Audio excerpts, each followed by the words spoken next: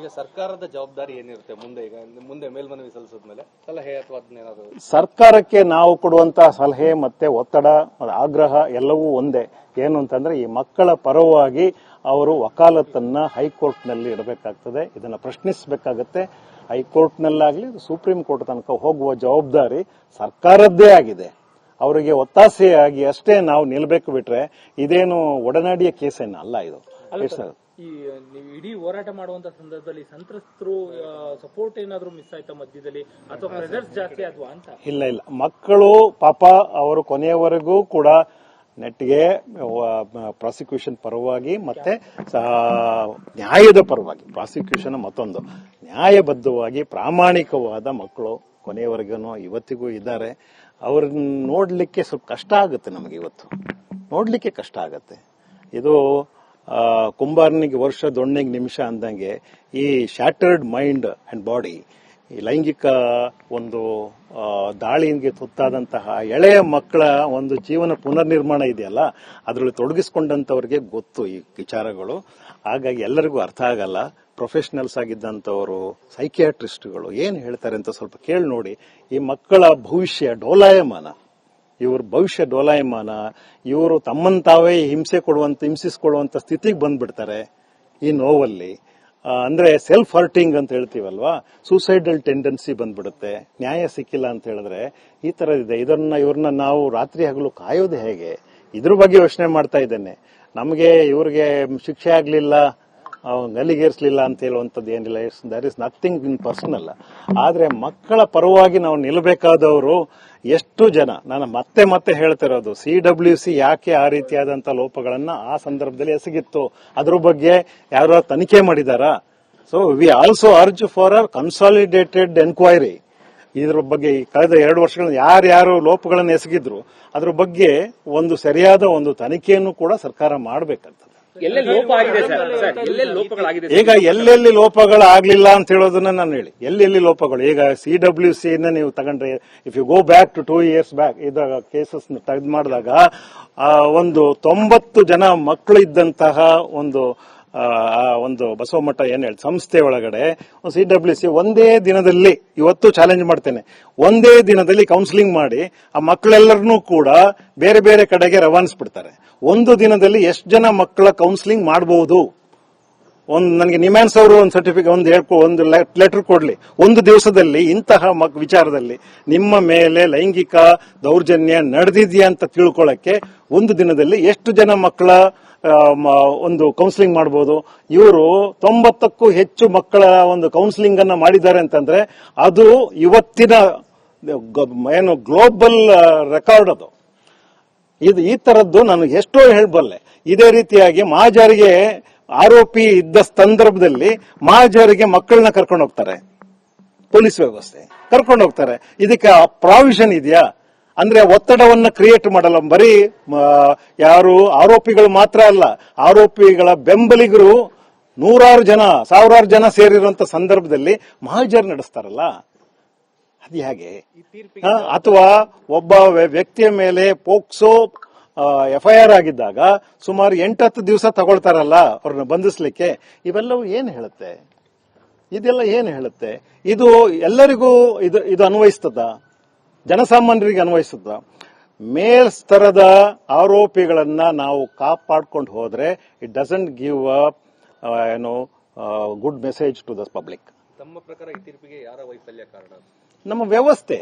ಈ ಒಂದು ಯಥಾಸ್ಥಿತಿವಾದವನ್ನ ಎತ್ತಿ ಹಿಡಿದಂತಹ ವ್ಯವಸ್ಥೆಯೇ ಕಾರಣ. ಅದರಲ್ಲಿ ಯಾರ್ಯಾರು ಪ್ರಾಮಾಣಿಕವಾಗಿ ಇರಲ್ಲ.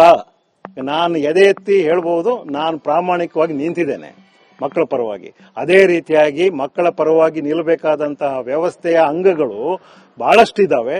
ಅವರು ಯಾವುದೋ ಒತ್ತಡಕ್ಕೆ, ಯಾವುದೋ ಆಮಿಷಕ್ಕೆ, ಯಾವುದೋ ಒಂದು ರೀತಿಯ ಭಯಕ್ಕೋ ಅಥವಾ ಧರ್ಮಕ್ಕೋ ಮತ್ತೊಂದು ಜಾತಿಗೋ ಇವೆಲ್ಲದಕ್ಕೂ ಅಂಟ್ಕೊಂಡು ಅಂತಸ್ತು ಸ್ಥಾನಮಾನಕ್ಕೂ ಅಂಟ್ಕೊಂಡು ಈ ಕೆಲಸಗಳನ್ನ ಮಾಡದೆ ಬಿಟ್ರೆ ಅದು ಒಳ್ಳೆಯ ಲಕ್ಷಣ ಅಲ್ಲ. ತೀರ್ಪು ಬಂದ ನಂತರ ಮಕ್ಕಳ ಪೋಷಕರನ್ನಾರು ಮಾತನಾಡುವಂತದ್ದು ಏನಾದ್ರು ಮಾಡಿದ್ರ? ಇಲ್ಲ, ತೀರ್ಪು ಬಂದಿರೋದೇ ಇವಾಗ. ಏನು ತೀರ್ಪು ಬಂದು 5 ನಿಮಿಷ ಆಗ್ಲಿಲ್ಲ, ನೀವೆಲ್ಲರೂ ಬಂದಿದ್ದೀರಿ. ಮುಂಚೆ ಏನಾದ್ರು ಮಾತನಾಡಿದ್ರ ಅವ್ರಿಗೆ ಸಾಂತ್ವನ? ಹೌದು, ನಾನು ಅವ್ರಿಗೆಲ್ಲರಿಗೂ ಕೂಡ ಒಂದು ಸಣ್ಣ ಕೌನ್ಸಿಲಿಂಗ್ ಕೂಡ ಮಾಡಿದ್ದೇನೆ. ಬಿ ರೆಡಿ, ಈ ತರದ್ದನ್ನ ತುಂಬಾ ನಿರೀಕ್ಷೆ ಇಟ್ಕೊಳ್ಬೇಡ್ರಪ್ಪ, ನೋಡೋಣ ಮುಂದೆ. ಮಕ್ಕಳಿಗೂ ಕೂಡ, ಮಕ್ಕಳು ಭಯ ಬಿದ್ದಿದ್ರು ಏನಾಗ್ಬಿಡುತ್ತೋ ಏನ್ ಕತೆ ಅನ್ನತ್ತ. ಡೋಂಟ್ ವರಿ, ನಾವಿಲ್ವಾ ನಿಮ್ ಜೊತೆಯಲ್ಲಿ ಇರಿ, ಭವಿಷ್ಯ ಕಟ್ಕೊಳ್ಳಿ. ಇವತ್ತಲ್ಲ ನಾಳೆ ನ್ಯಾಯ ನಿಮ್ ಪರವಾಗಿ ಸಿಗುತ್ತೆ ಅನ್ನುವಂತ ಆಶಾಭಾವನೆಯನ್ನ ಅವರಿಗೆ ಕೊಟ್ಟಿದ್ದೀವಿ. ಹೋರಾಟ ಮುಂದುವರಿಯುತ್ತೆ ಸರ್? ಹೌದು, ಇದೊಂದು ಸಾತ್ವಿಕವಾದ ನ್ಯಾಯಬದ್ಧವಾದ ಹೋರಾಟ, ಮುಂದುವರಿಸಲೇಬೇಕು. ಮುಂದುವರಿಸಲಿಲ್ಲ ಅಂತಂದ್ರೆ ಮಕ್ಕಳಿಗೆ ಒಳ್ಳೆಯ ಒಂದು ಸಂದೇಶ ಹೋಗಲ್ಲ. ಮಕ್ಕಳು ನಮ್ಮನ್ನು ಎಲ್ಲ ಒಂದ್ ಕಡೆ ಸಂದೇಹಿಸಿ ನೋಡುವಂತದ್ದಾಗ್ಬಿಡುತ್ತೆ. ಮಾಡಲೇಬೇಕಾಗತ್ತೆ, ಅದು ನಮ್ಮ ಕರ್ಮ, ನಾವು ಮಾಡಲೇಬೇಕು. ಕರ್ಮ ಅಂತಂದ್ರೆ in the good sense, in the positive way. It is our duty, ಮಾಡಲೇಬೇಕದು. ನಮಸ್ಕಾರ. ಈಗ ಸರ್ಕಾರದ ಜವಾಬ್ದಾರಿ ಏನಿರುತ್ತೆ ಮುಂದೆ? ಈಗ ಮುಂದೆ ಮೇಲ್ಮನವಿ ಸಲ್ಲಿಸಿದ್ಮೇಲೆ ಸಲಹೆ ಅಥವಾ ಅದನ್ನೇನಾದ್ರು ಸರ್ಕಾರಕ್ಕೆ ನಾವು ಕೊಡುವಂತಹ ಸಲಹೆ ಮತ್ತೆ ಒತ್ತಡ, ಆಗ್ರಹ ಎಲ್ಲವೂ ಒಂದೇ. ಏನು ಅಂತಂದ್ರೆ ಈ ಮಕ್ಕಳ ಪರವಾಗಿ ಅವರು ವಕಾಲತ್ತನ್ನ ಹೈಕೋರ್ಟ್ ನಲ್ಲಿ ಇಡಬೇಕಾಗ್ತದೆ. ಇದನ್ನ ಪ್ರಶ್ನಿಸಬೇಕಾಗತ್ತೆ. ಹೈಕೋರ್ಟ್ ನಲ್ಲಾಗ್ಲಿ ಸುಪ್ರೀಂ ಕೋರ್ಟ್ ತನಕ ಹೋಗುವ ಜವಾಬ್ದಾರಿ ಸರ್ಕಾರದ್ದೇ ಆಗಿದೆ. ಅವರಿಗೆ ಒತ್ತಾಸೆಯಾಗಿ ಅಷ್ಟೇ ನಾವು ನಿಲ್ಬೇಕು, ಬಿಟ್ರೆ ಇದೇನು ಒಡನಾಡಿಯ ಕೇಸೇನ ಅಲ್ಲ ಇದು. ಈ ನೀವು ಇಡೀ ಹೋರಾಟ ಮಾಡುವಂತ ಸಂದರ್ಭದಲ್ಲಿ ಸಂತ್ರಸ್ತರು ಸಪೋರ್ಟ್ ಏನಾದ್ರು ಮಿಸ್ ಆಯ್ತಾ ಮಧ್ಯದಲ್ಲಿ, ಅಥವಾ ಪ್ರೆಸರ್ಸ್ ಜಾಸ್ತಿ ಆದ್ವಾ ಅಂತ? ಇಲ್ಲ, ಮಕ್ಕಳು ಪಾಪ ಅವರು ಕೊನೆಯವರೆಗೂ ಕೂಡ ನೆಟ್ಟಿಗೆ ಪ್ರಾಸಿಕ್ಯೂಷನ್ ಪರವಾಗಿ ಮತ್ತೆ ನ್ಯಾಯದ ಪರವಾಗಿ, ಪ್ರಾಸಿಕ್ಯೂಷನ್ ಮತ್ತೊಂದು ನ್ಯಾಯಬದ್ಧವಾಗಿ ಪ್ರಾಮಾಣಿಕವಾದ ಮಕ್ಕಳು ಕೊನೆಯವರೆಗೂ ಇವತ್ತಿಗೂ ಇದ್ದಾರೆ. ಅವ್ರನ್ನ ನೋಡ್ಲಿಕ್ಕೆ ಸ್ವಲ್ಪ ಕಷ್ಟ ಆಗುತ್ತೆ, ನಮಗೆ ಇವತ್ತು ನೋಡ್ಲಿಕ್ಕೆ ಕಷ್ಟ ಆಗುತ್ತೆ. ಇದು ಕುಂಬಾರನಿಗೆ ವರ್ಷ, ದೊಣ್ಣೆಗೆ ನಿಮಿಷ ಅಂದಂಗೆ ಈ ಶಾಟರ್ಡ್ ಮೈಂಡ್ ಅಂಡ್ ಬಾಡಿ, ಈ ಲೈಂಗಿಕ ಒಂದು ದಾಳಿಗೆ ತುತ್ತಾದಂತಹ ಎಳೆಯ ಮಕ್ಕಳ ಒಂದು ಜೀವನ ಪುನರ್ನಿರ್ಮಾಣ ಇದೆಯಲ್ಲ, ಅದರಲ್ಲಿ ತೊಡಗಿಸಿಕೊಂಡಂತವ್ರಿಗೆ ಗೊತ್ತು ಈ ವಿಚಾರಗಳು.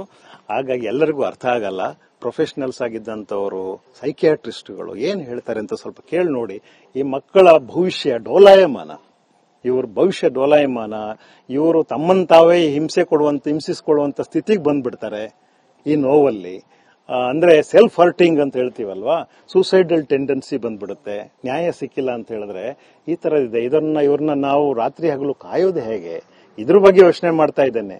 ನಮಗೆ ಇವ್ರಿಗೆ ಶಿಕ್ಷೆ ಆಗ್ಲಿಲ್ಲ, ಗಲ್ಲಿಗೇರಿಸಲಿಲ್ಲ ಅಂತ ಹೇಳುವಂಥದ್ದು ಏನಿಲ್ಲ.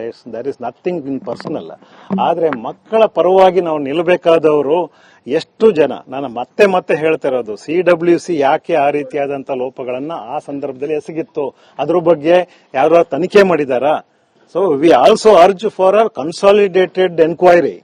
ಇದ್ರ ಬಗ್ಗೆ ಕಳೆದ 2 ವರ್ಷಗಳ ಯಾರ್ಯಾರು ಲೋಪಗಳನ್ನು ಎಸಗಿದ್ರು ಅದ್ರ ಬಗ್ಗೆ ಒಂದು ಸರಿಯಾದ ಒಂದು ತನಿಖೆಯನ್ನು ಕೂಡ ಸರ್ಕಾರ ಮಾಡಬೇಕಂತದೆ. ಈಗ ಎಲ್ಲೆಲ್ಲಿ ಲೋಪಗಳಾಗ್ಲಿಲ್ಲ ಅಂತ ಹೇಳೋದನ್ನ ನಾನು ಹೇಳಿ, ಎಲ್ಲೆಲ್ಲಿ ಲೋಪಗಳು. ಈಗ CWC ನೀವು ತಗೊಂಡ್ರೆ, if you go back to 2 years back, ಇದ್ರ ಕೇಸಸ್ ತೆಗೆದು ಮಾಡಿದಾಗ ಒಂದು 90 ಜನ ಮಕ್ಕಳು ಇದ್ದಂತಹ ಒಂದು ಬಸವಮಠ ಸಂಸ್ಥೆ ಒಳಗಡೆ CWC ಒಂದೇ ದಿನದಲ್ಲಿ, ಇವತ್ತು ಚಾಲೆಂಜ್ ಮಾಡ್ತೇನೆ, ಒಂದೇ ದಿನದಲ್ಲಿ ಕೌನ್ಸಿಲಿಂಗ್ ಮಾಡಿ ಆ ಮಕ್ಕಳೆಲ್ಲರನ್ನೂ ಕೂಡ ಬೇರೆ ಬೇರೆ ಕಡೆಗೆ ರವಾನಿಸ್ಬಿಡ್ತಾರೆ. ಒಂದು ದಿನದಲ್ಲಿ ಎಷ್ಟು ಜನ ಮಕ್ಕಳ ಕೌನ್ಸಿಲಿಂಗ್ ಮಾಡಬಹುದು? ನನಗೆ ನಿಮ್ಯಾನ್ಸ್ ಅವರು ಒಂದು ಸರ್ಟಿಫಿಕೇಟ್ ಒಂದು ಲೆಟರ್ ಕೊಡ್ಲಿ, ಒಂದು ದಿವಸದಲ್ಲಿ ಇಂತಹ ವಿಚಾರದಲ್ಲಿ ನಿಮ್ಮ ಮೇಲೆ ಲೈಂಗಿಕ ದೌರ್ಜನ್ಯ ನಡೆದಿದೆಯಾ ಅಂತ ತಿಳ್ಕೊಳ್ಳಕ್ಕೆ ಒಂದು ದಿನದಲ್ಲಿ ಎಷ್ಟು ಜನ ಮಕ್ಕಳ ಒಂದು ಕೌನ್ಸಿಲಿಂಗ್ ಮಾಡಬಹುದು? ಇವರು 90ಕ್ಕೂ ಹೆಚ್ಚು ಮಕ್ಕಳ ಒಂದು ಕೌನ್ಸಿಲಿಂಗ್ ಅನ್ನ ಮಾಡಿದ್ದಾರೆ ಅಂತಂದ್ರೆ ಅದು ಇವತ್ತಿನ ಗ್ಲೋಬಲ್ ರೆಕಾರ್ಡ್ ಅದು. ಇದು ಈ ತರದ್ದು ನಾನು ಎಷ್ಟೋ ಹೇಳಬಲ್ಲೆ. ಇದೇ ರೀತಿಯಾಗಿ ಮಹಾಜರಿಗೆ ಆರೋಪಿ ಇದ್ದ ಸಂದರ್ಭದಲ್ಲಿ ಮಹಾಜರಿಗೆ ಮಕ್ಕಳನ್ನ ಕರ್ಕೊಂಡು ಹೋಗ್ತಾರೆ, ಪೊಲೀಸ್ ವ್ಯವಸ್ಥೆ ಕರ್ಕೊಂಡು ಹೋಗ್ತಾರೆ. ಇದಕ್ಕೆ ಪ್ರಾವಿಷನ್ ಇದೆಯಾ? ಅಂದ್ರೆ ಒತ್ತಡವನ್ನ ಕ್ರಿಯೇಟ್ ಮಾಡಲ್ಲ. ಬರೀ ಯಾರು ಆರೋಪಿಗಳು ಮಾತ್ರ ಅಲ್ಲ, ಆರೋಪಿಗಳ ಬೆಂಬಲಿಗರು 100 ಜನ 1000 ಜನ ಸೇರಿರುವಂತ ಸಂದರ್ಭದಲ್ಲಿ ಮಹಾಜರ್ ನಡೆಸ್ತಾರಲ್ಲ, ಅದು ಹೇಗೆ? ಅಥವಾ ಒಬ್ಬ ವ್ಯಕ್ತಿಯ ಮೇಲೆ ಪೋಕ್ಸೋ FIR ಆಗಿದ್ದಾಗ ಸುಮಾರು 8-10 ದಿವಸ ತಗೊಳ್ತಾರಲ್ಲ ಅವ್ರನ್ನ ಬಂಧಿಸ್ಲಿಕ್ಕೆ. ಇವೆಲ್ಲವೂ ಏನ್ ಹೇಳುತ್ತೆ? ಇದೆಲ್ಲ ಏನ್ ಹೇಳುತ್ತೆ? ಇದು ಎಲ್ಲರಿಗೂ ಇದು ಅನ್ವಯಿಸ್ತದ? ಜನಸಾಮಾನ್ಯರಿಗೆ ಅನ್ವಯಿಸ್ತದ? ಮೇಲ್ಸ್ತರದ ಆರೋಪಿಗಳನ್ನ ನಾವು ಕಾಪಾಡ್ಕೊಂಡು ಹೋದ್ರೆ it doesn't give good message to the public. ತಮ್ಮ ಪ್ರಕಾರ ಈ ತೀರ್ಪಿಗೆ ಯಾರ ವೈಫಲ್ಯ ಕಾರಣ?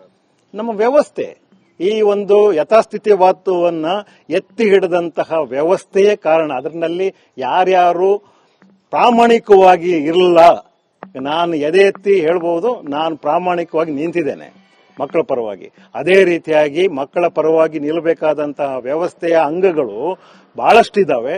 ಅವರು ಯಾವುದೋ ಒತ್ತಡಕ್ಕೆ, ಯಾವುದೋ ಆಮಿಷಕ್ಕೆ, ಯಾವುದೋ ಒಂದು ರೀತಿಯ ಭಯಕ್ಕೋ ಅಥವಾ ಧರ್ಮಕ್ಕೋ ಮತ್ತೊಂದು ಜಾತಿಗೋ ಇವೆಲ್ಲದಕ್ಕೂ ಅಂಟ್ಕೊಂಡು ಅಂತಸ್ತು ಸ್ಥಾನಮಾನಕ್ಕೂ ಅಂಟ್ಕೊಂಡು ಈ ಕೆಲಸಗಳನ್ನ ಮಾಡದೆ ಬಿಟ್ರೆ ಅದು ಒಳ್ಳೆಯ ಲಕ್ಷಣ ಅಲ್ಲ.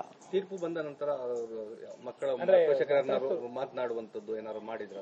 ಇಲ್ಲ, ತೀರ್ಪು ಬಂದಿರೋದೇ ಇವಾಗ. ಏನು ತೀರ್ಪು ಬಂದು 5 ನಿಮಿಷ ಆಗ್ಲಿಲ್ಲ, ನೀವೆಲ್ಲರೂ ಬಂದಿದ್ದೀರಿ. ಮುಂಚೆ ಏನಾದ್ರು ಮಾತನಾಡಿದ್ರ ಅವ್ರಿಗೆ ಸಾಂತ್ವನ? ಹೌದು, ನಾನು ಅವ್ರಿಗೆಲ್ಲರಿಗೂ ಕೂಡ ಒಂದು ಸಣ್ಣ ಕೌನ್ಸಿಲಿಂಗ್ ಕೂಡ ಮಾಡಿದ್ದೇನೆ. ಬಿ ರೆಡಿ, ಈ ತರದ್ದನ್ನ ತುಂಬಾ ನಿರೀಕ್ಷೆ ಇಟ್ಕೊಳ್ಬೇಡ್ರಪ್ಪ, ನೋಡೋಣ ಮುಂದೆ. ಮಕ್ಕಳಿಗೂ ಕೂಡ, ಮಕ್ಕಳು ಭಯ ಬಿದ್ದಿದ್ರು ಏನಾಗ್ಬಿಡುತ್ತೋ ಏನ್ ಕತೆ ಅನ್ನೋಂತ. ಡೋಂಟ್ ವರಿ, ನಾವಿಲ್ವಾ ನಿಮ್ ಜೊತೆಯಲ್ಲಿ ಇರಿ, ಭವಿಷ್ಯ ಕಟ್ಕೊಳ್ಳಿ. ಇವತ್ತಲ್ಲ ನಾಳೆ ನ್ಯಾಯ ನಿಮ್ ಪರವಾಗಿ ಸಿಗುತ್ತೆ ಅನ್ನುವಂತ ಆಶಾಭಾವನೆಯನ್ನು ಅವರಿಗೆ ಕೊಟ್ಟಿದ್ದೀವಿ. ಹೋರಾಟ ಮುಂದುವರಿಯುತ್ತೆ ಸರ್. ಹೌದು, ಇದೊಂದು ಸಾತ್ವಿಕವಾದ ನ್ಯಾಯಬದ್ಧವಾದ ಹೋರಾಟ, ಮುಂದುವರಿಸಲೇಬೇಕು. ಮುಂದುವರಿಸಲಿಲ್ಲ ಅಂತಂದ್ರೆ ಮಕ್ಕಳಿಗೆ ಒಳ್ಳೆಯ ಒಂದು ಸಂದೇಶ ಹೋಗಲ್ಲ. ಮಕ್ಕಳು ನಮ್ಮನ್ನು ಎಲ್ಲೋ ಒಂದ್ ಕಡೆ ಸಂದೇಹಿಸಿ ನೋಡುವಂತದ್ದಾಗ್ಬಿಡುತ್ತೆ. ಮಾಡಲೇಬೇಕಾಗತ್ತೆ, ಅದು ನಮ್ಮ ಕರ್ಮ, ನಾವು ಮಾಡಲೇಬೇಕು. ಕರ್ಮ ಅಂತಂದ್ರೆ in the good sense, in the positive way, it is our duty, ಮಾಡಲೇಬೇಕದು. Right, sir. Thank you. ನಮಸ್ಕಾರ.